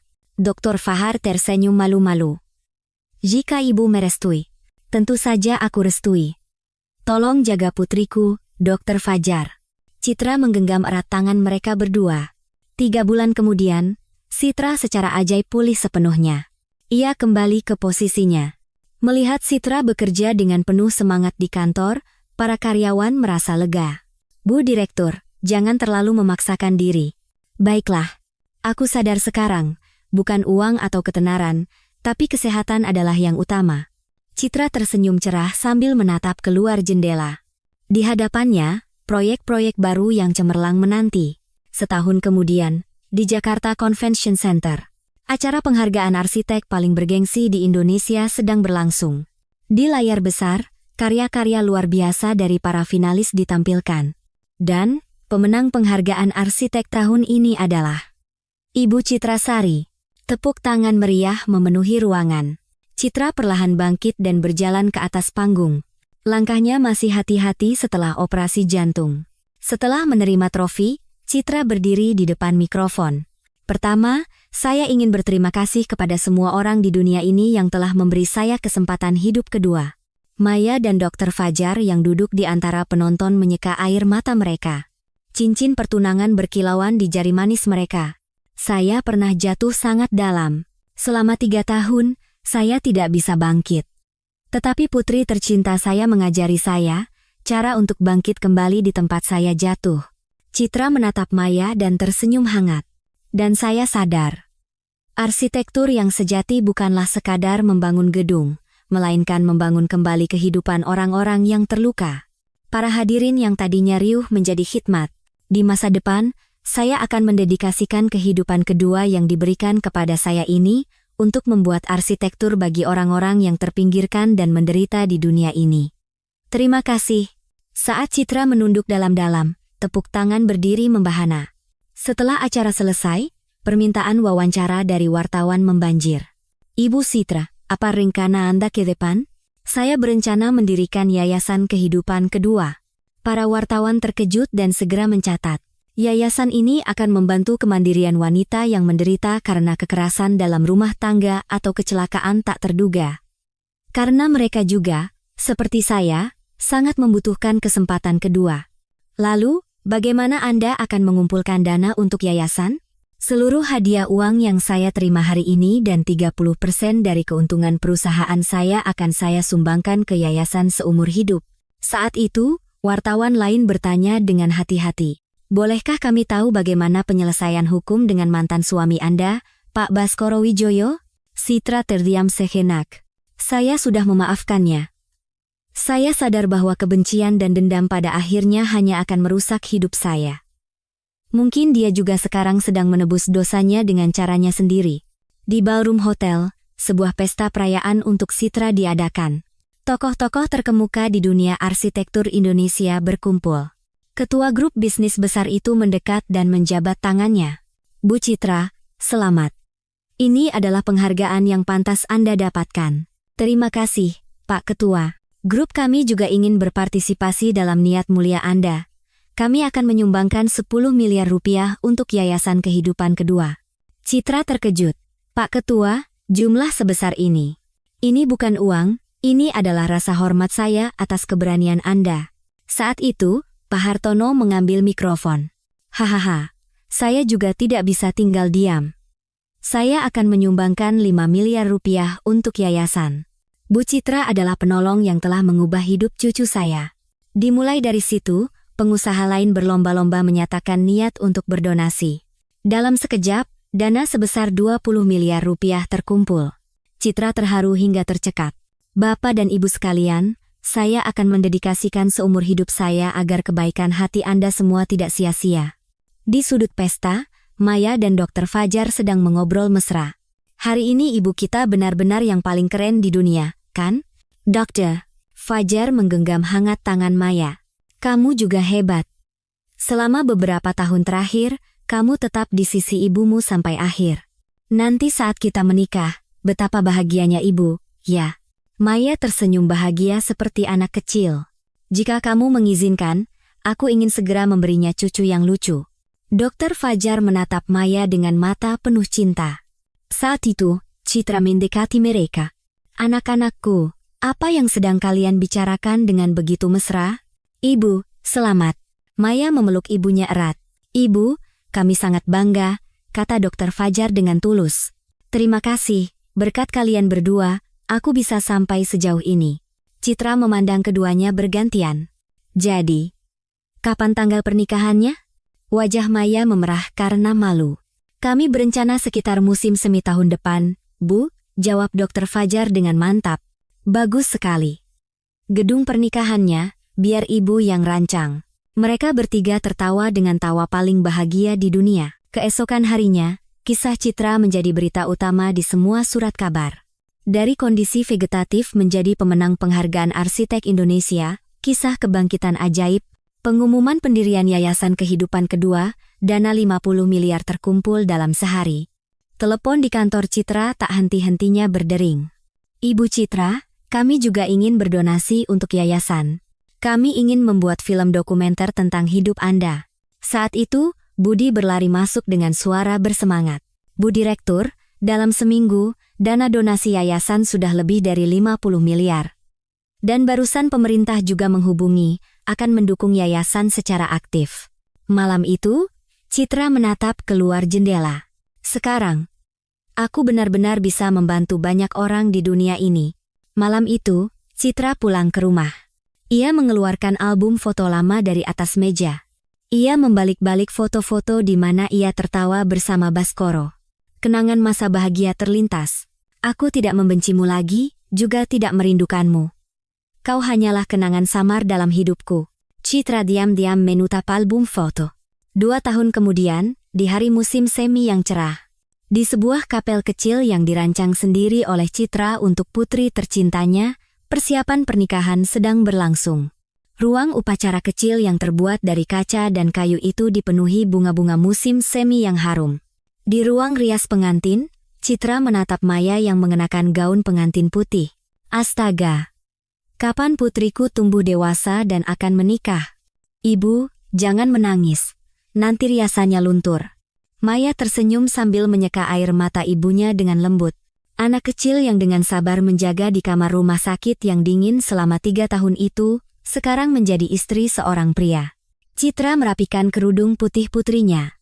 Dr. Fajar adalah orang yang sangat baik. Ibu jamin. Aku juga tahu. Dia kan penolong yang menyelamatkan nyawa ibu. Maya menggenggam hangat tangan ibunya. Ibu, terima kasih banyak. Karena tidak menyerah dan bangkit kembali. Dan karena datang ke pernikahanku. Mereka berdua berpelukan tanpa kata. Di dalam ruang upacara, para tamu memenuhi kursi. Pak Hartono dan keluarganya, para wanita yang menemukan kehidupan baru melalui Yayasan Citra, dan para karyawan perusahaan, semua hadir untuk memberkati masa depan kedua mempelai. Dr. Fajar masuk dengan gagah. Tuxedo putihnya sangat cocok untuknya. Musik pernikahan yang agung mulai mengalun. Maya berjalan di altar sambil memeluk erat lengan Citra. "Ibu, maaf membuatmu harus menjadi peran ayah juga," bisik Maya. "Tidak. Berjalan di jalan ini sambil menggandeng tangan putriku adalah kehormatan terbesar bagi ibu." Citra menggenggam tangan putrinya lebih erat. Di hadapan Dr. Fajar, Citra dengan hati-hati menyerahkan tangan putrinya. "Tolong jaga putriku baik-baik." "Baik, Bu. Saya akan mendedikasikan seumur hidup saya untuk membuat Maya menjadi wanita paling bahagia di dunia," janji Dr. Fajar dengan suara mantap. Janji suci dimulai. Mempelai pria dan wanita yang ada di sini bertemu di masa tergelap dan tersulit dalam hidup mereka dan menjadi cahaya bagi satu sama lain. Ikatan berharga itu hari ini diresmikan dengan nama suami istri. Saat mereka bertukar cincin, terlihat wajah yang tidak asing di antara para tamu. Di kursi paling pojok, Baskoro duduk diam, mengenakan setelan pinjaman yang canggung. Maya terkejut dan ekspresinya menegang. "Maya, tidak apa-apa. Lihat aku saja." Dr. Fajar menggenggam tangan istrinya lebih erat. Setelah upacara selesai, resepsi dimulai. Baskoro diam-diam bangkit untuk pergi. Saat itu, Maya mendekatinya. "Untuk apa Anda datang ke sini?" "Ini pernikahan putriku. Aku ingin melihatnya sekali saja, meskipun dari jauh." Baskoro menundukkan kepalanya. "Anda tidak pantas menjadi ayah saya. Anda mencoba membunuh ibu saya," kata Maya dengan suara sedingin es. Citra mendekati mereka. "Maya, hari ini adalah hari paling bahagia dalam hidupku." Citra menatap Baskoro dengan pandangan tenang. "Terima kasih sudah datang. Kau sudah melihat dengan mata kepalamu sendiri betapa bahagianya putri kita. Sekarang, pulanglah."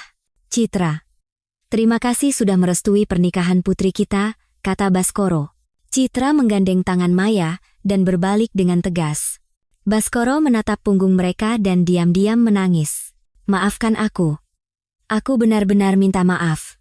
Semoga kau bahagia, putriku Maya." Setelah mengucapkan itu, Baskoro meninggalkan tempat resepsi. "Ibu, tidak apa-apa?" "Iya. Sekarang semuanya benar-benar sudah berakhir," Citra menenangkan putrinya. Saat pidato, Citra mengambil mikrofon. "Putri saya, Maya, selama 3 tahun tidak pernah menyerah pada ibunya yang terbaring dalam kondisi vegetatif ini. Para tamu menjadi khidmat. Dan putri saya yang membanggakan itu sekarang bertemu dengan orang yang dicintainya dan membangun keluarga baru. Putriku tercinta, kau harus 100 kali, 1000 kali lebih bahagia dari ibu. Citra Tesikate Kanaharu. Dan menantuku tersayang, Fajar. Tolong jaga putriku baik-baik. Jangan pernah berubah dari perasaanmu saat ini, sayangi dan cintai dia selamanya." Tepuk tangan meriah membahana. Dr. Fajar bangkit dan memberikan balasan. "Baik, Bu. Terima kasih telah mempercayai saya. Seperti yang Ibu katakan, saya akan hidup bahagia selamanya dengan Maya." Dr. Fajar menatap Maya dengan mata penuh cinta.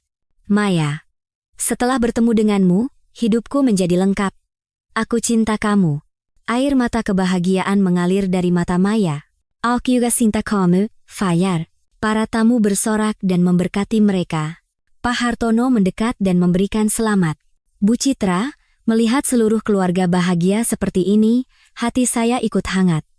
Mereka inilah yang menunjukkan arti keluarga yang sesungguhnya kepada kita." Resepsi berakhir, Citra keluar ke teras sejenak. Angin musim semi yang menyenangkan berhembus. Akhirnya, semuanya kembali ke tempatnya. Maya dan Dr. Fajar keluar dan berdiri di samping Citra. "Ibu, sedang memikirkan apa?" "Tidak, hanya merasa sangat bahagia." Citra memeluk mereka berdua dengan hangat. "Karena kalian berdua ada di sisiku, ibu bisa hidup kembali." Mereka bertiga berdiri lama di bawah sinar matahari musim semi yang cerah. Malam harinya, pengantin baru berangkat ke bandara. Citra melambaikan tangan sampai mobil mereka tidak terlihat lagi. Pulang ke rumah, suasana yang sunyi terasa sedikit asing. "Sekarang aku benar-benar sendiri." Tetapi ia tidak merasa kesepian lagi. Ia melihat tumpukan file proyek di atas meja. Di antaranya ada rencana pendirian yayasan kehidupan kedua yang rinci. Sekarang, saatnya untuk membangun kehidupan lebih banyak orang. Citra tersenyum sambil membuka rencana itu. Saat itu, telepon berdering. Itu Maya. Ibu, kami baru sampai di bandara. Kami akan menikmati bulan madu. Iya. Nikmatilah waktu paling bahagia di dunia. Ibu. Ibu juga jangan terlalu banyak bekerja. Iya. Jaga kesehatan. Iya, ibu cinta kamu, nak. Aku juga paling cinta ibu di dunia. Setelah menutup telepon, Citra menatap keluar jendela. Langit diwarnai merah oleh senja yang indah. 5 tahun kemudian, di Jakarta International Expo, acara penghargaan arsitektur Asia, yang dihadiri oleh para arsitek dari seluruh Asia, sedang berlangsung. Dan pemenang penghargaan arsitek Asia tahun ini adalah arsitek Citra Sari dari Indonesia. Di tengah tepuk tangan berdiri yang meriah, Citra berjalan anggun ke atas panggung. Ia menerima trofi dan berdiri di depan mikrofon. Arsitek Citra Sari, dengan filosofi arsitektur ramah lingkungan, menciptakan ruang yang hangat bagi kaum lemah, membuka cakrawala baru dalam arsitektur Asia. Setelah acara selesai, Citra berdiri di hadapan banyak wartawan. Yayasan Kehidupan Kedua yang saya dirikan sekarang memiliki 10 cabang di seluruh Indonesia. Selama 5 tahun terakhir, lebih dari 5.000 wanita telah menemukan kehidupan baru melalui yayasan kami. Seorang wartawan bertanya dengan bersemangat, "Saya dengar bulan lalu Anda juga memenangkan penghargaan lingkungan PBB?" "Ya, saya merasa terhormat menerima penghargaan itu. Terutama proyek perumahan ramah lingkungan untuk masyarakat berpenghasilan rendah yang mendapat penilaian baik." Keesokan paginya, Citra mengunjungi perpustakaan anak-anak yang pertama kali ia rancang saat memulai kembali kariernya. Terlihat seorang anak kecil masuk ke perpustakaan sambil menggandeng tangan ibunya. Nenek, bacakan aku buku ini." Itu adalah cucunya yang berusia 5 tahun, Kirana, yang sudah tumbuh besar. Putri dari Maya dan Dr. Fajar. "Oh, Kirana sudah datang. Hari ini kita mau baca buku apa?" Citra memeluk cucunya dan menuju sudut buku bergambar. Perpustakaan itu dipenuhi tawa bahagia anak-anak. Seperti yang diimpikan Citra, tempat itu menjadi ruang di mana semua anak bisa menikmati kebahagiaan tanpa diskriminasi. "Nenek, di sini bagus sekali," kata Kirana sambil merentangkan kedua tangannya. "Nenek yang membuat perpustakaan keren ini." "Iya, nenek yang merancangnya agar anak-anak cantik seperti Kirana bisa bermain." "Wow, nenekku yang terbaik." Kirana memeluk leher neneknya. Saat itu, Maya dan Dr. Fajar masuk ke perpustakaan. Perut Maya sudah membuncit. "Ibu, di sini rupanya." "Oh, tidak apa-apa dengan kehamilan keduamu?" Citra mengelus perut putrinya dengan lembut. "Tidak apa-apa, Bu. Kali ini katanya laki-laki yang gagah." Dr. Fajar berkata dengan bangga. "Ibu, nanti malam makan malam bersama, ya? Di rumah sudah disiapkan banyak makanan enak." "Tentu saja, Kirana juga mau ikut dengan nenek, kan?" Seluruh keluarga keluar dari perpustakaan bersama. Malam harinya, di rumah Maya. Semua orang duduk di meja makan dan menikmati makan malam dengan gembira. "Ibu, coba nyalakan TV." Katanya ibu akan muncul di berita jam 9. Maya menyalakan TV. Berita sedang melaporkan tentang penghargaan lingkungan PBB yang diterima Citra. Arsitek Indonesia, Citra Sari, memenangkan penghargaan lingkungan PBB untuk proyek perumahan ramah lingkungan bagi masyarakat berpenghasilan rendah. Melalui arsitektur, ia mengirimkan pesan harapan kepada masyarakat. "Wah, nenek masuk TV." Kirana bertepuk tangan dengan gembira. "Ibu, aku sangat bangga." Maya menggenggam erat tangan ibunya. "Sekarang ibu benar-benar menjadi arsitek internasional," puji Dr. Fahar. Citra memandang keluarganya yang tercinta. Penghargaan seperti ini tidak penting. "Saat ini, bisa tertawa bersama kalian adalah momen paling bahagia dalam hidupku." Setelah makan, Citra pulang ke rumah. Ia duduk di meja kerjanya dan membuka buku harian tua. Hari ini, tepat 8 tahun sejak kecelakaan mengerikan itu terjadi. "Saat itu, aku berpikir telah kehilangan segalanya di dunia ini. Tapi jika aku melihat kembali sekarang, itu bukanlah akhir, melainkan awal yang baru dari segalanya." Citra meletakkan pulpennya dan menatap keluar jendela. Lampu-lampu kota berkilauan seperti permata. Saat itu, telepon berdering. Itu kepala panti jompo. "Ibu Citra, ada yang ingin saya sampaikan." Pak Baskoro pagi ini telah meninggal dunia dengan tenang. Citra terdiam sejenak. Begitu, ya? Hingga saat terakhirnya, beliau terus memanggil nama Anda.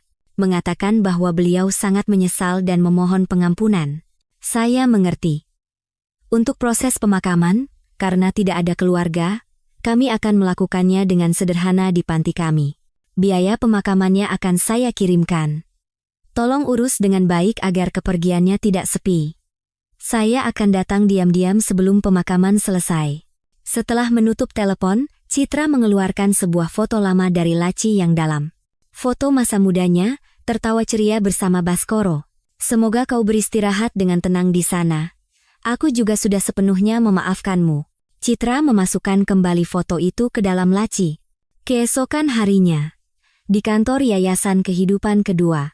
Keesokan harinya, di kantor Yayasan Kehidupan Kedua. Kantor Citra sejak pagi sudah dibanjiri telepon dari para donatur. Budi melapor dengan suara penuh kegembiraan. Bu Direktur, pagi ini saja dana donasi bertambah 10 miliar rupiah.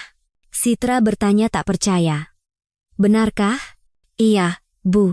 Dan ratusan pucuk surat dari para wanita di seluruh negeri yang menonton acara kemarin juga sudah tiba. Citra mengambil sepucuk surat. Berkat Ibu Direktur, saya mendapatkan kembali keberanian untuk bangkit. Terima kasih dari lubuk hati terdalam. Mata Citra terasa hangat. Ya, inilah alasannya. Alasan aku mendirikan yayasan ini. Beberapa hari kemudian, sesuai janjinya, Citra diam-diam mengunjungi rumah duka tempat Baskoro disemayamkan. Di rumah duka yang kosong, hanya kepala panti jompo yang duduk sendirian. Citra menatap dalam diam foto almarhum, wajah Baskoro di masa muda yang tersenyum cerah. Baskoro, kau sungguh orang yang bodoh dan malang. Citra meletakkan setangkai bunga putih di depan foto itu. Semoga kau tenang di sana. Kepala panti mendekat dan berkata, terima kasih telah datang agar kepergian terakhirnya tidak sepi. Tidak apa-apa. Ini adalah kewajiban saya. Ini adalah barang peninggalan terakhir dari Pak Baskoro. Beliau berpesan agar saya menyampaikannya kepada Ibu Citra. Kepala panti menyerahkan sepucuk surat usang. Citra membuka surat itu dengan hati-hati di dalam mobilnya. Untuk istriku yang paling bersinar di dunia, Citra. Saat kau membaca surat ini, aku mungkin sudah tidak ada lagi di dunia ini. Aku tahu dosaku tak akan termaafkan hanya dengan kata maaf. Seumur hidupku, aku tidak tahan melihat diriku yang menyedihkan di samping bakatmu yang cemerlang. Rasa rendah diri itu mengubahku menjadi monster, dan pada akhirnya menghancurkan segalanya. Di malam saat aku mencoba membunuhmu, aku sudah bukan lagi manusia. Meskipun terlambat, aku ingin meminta maaf dengan tulus, dan terima kasih. Telah hidup bersamaku yang penuh kekurangan ini selama 20 tahun. Jika ada kehidupan selanjutnya, aku ingin terlahir kembali bukan sebagai bayanganmu, tetapi sebagai pria yang sepenuhnya mencintai dan mendukungmu. Tolong, berbahagialah. Satu-satunya cintaku, Citra. Dari Baskoro, yang meninggalkan luka tak terhapuskan padamu. Citra melipat surat itu sambil meneteskan air mata dalam diam. Ya. Sekarang semuanya benar-benar telah berakhir. Setahun kemudian, Citra mengunjungi rumah putrinya, Maya. Maya kini telah menjadi ibu dari 2 anak. Ibu, sudah datang? Cucu-cucuku tersayang, apa kabar? Citra memeluk erat kedua cucunya. Di meja makan malam, seluruh keluarga berkumpul, dihiasi canda dan tawa. Ibu, bagaimana rancangan rumah singgah untuk ibu tunggal yang sedang dibangun yayasan? Tanya menantunya, Fajar. Tentu, hampir selesai. Aku ingin menciptakan ruang di mana semua ibu dan anak di dunia bisa hidup dengan bahagia, jawab Citra dengan senyum hangat. Setelah makan malam, Citra keluar ke balkon dan memandang pemandangan malam Jakarta. Setelah melewati 3 tahun yang seperti neraka, ia akhirnya menemukan kebahagiaan yang sempurna.